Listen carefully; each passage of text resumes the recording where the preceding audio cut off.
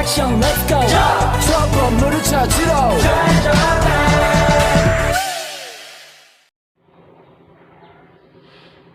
Assalamualaikum warahmatullahi wabarakatuh.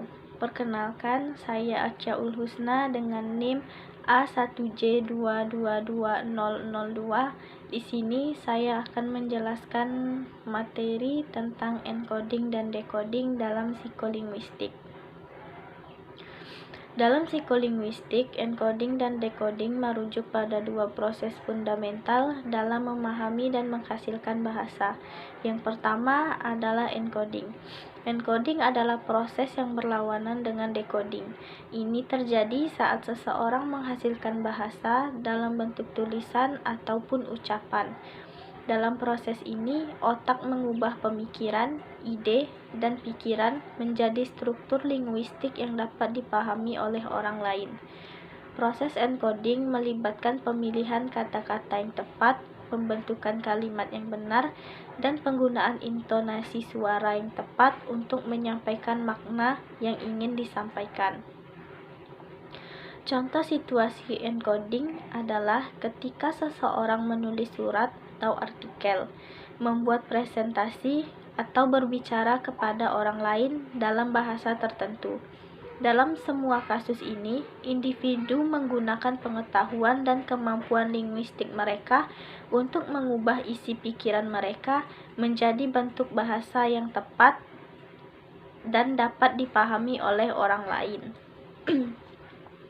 Lalu yang kedua ada decoding. Decoding adalah proses pemahaman dan interpretasi yang terjadi saat seseorang mendengarkan atau membaca informasi dalam bentuk kode linguistik. Dalam hal ini, otak individu menguraikan simbol-simbol bahasa menjadi informasi yang dapat dimengerti.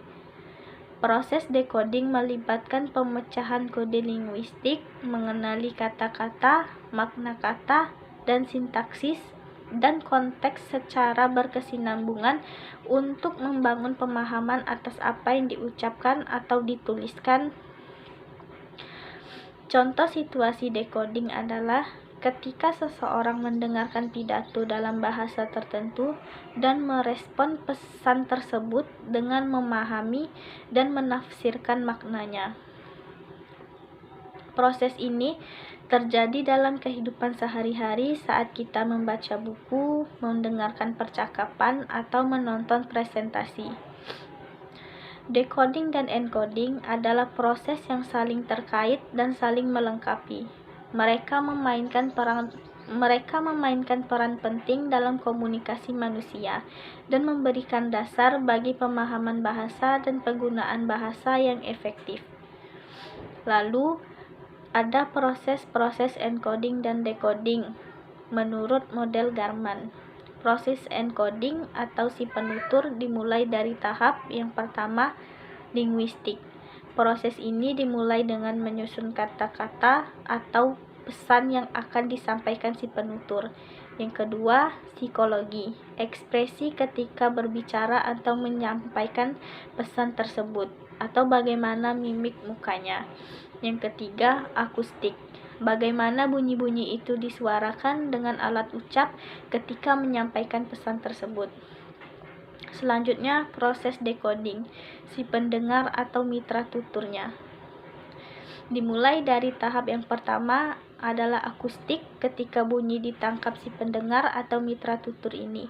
Yang kedua, psikologi. Si pendengar memahami ekspresi si penutur ketika menyampaikan pesan tersebut.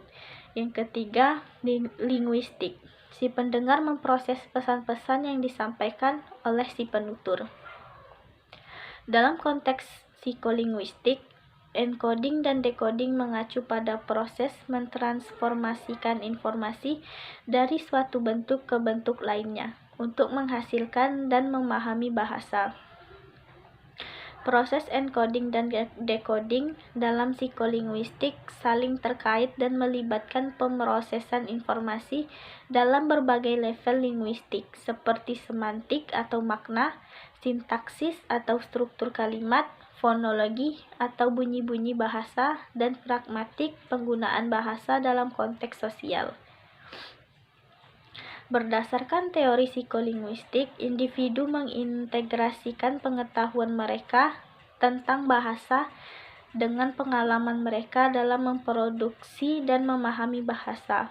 Hal ini melibatkan penggunaan pengetahuan semantis dan sintaksis, serta koordinasi antara proses mental dan motorik untuk menyampaikan pesan-pesan secara efektif.